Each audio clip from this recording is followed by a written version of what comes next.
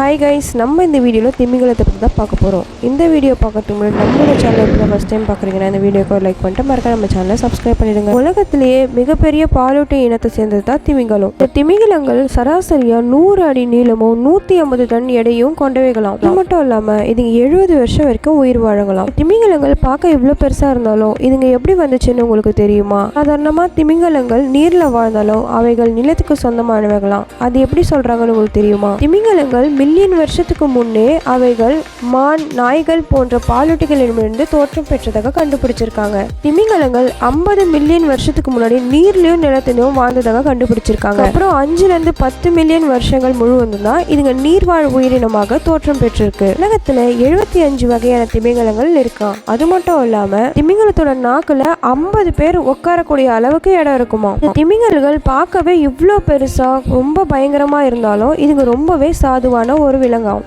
திமிங்கலங்கள் நீருக்குள்ளே இருந்தாலும் இதுங்களால நீருக்குள்ள மூச்சு விட முடியாது. இதுங்க சாதாரணமா மீன்கள் போல செதில்களால மூச்சு விடாதுங்க. இதுங்க நுரையீரல் மூலமா தான் மூச்சு விடுங்க.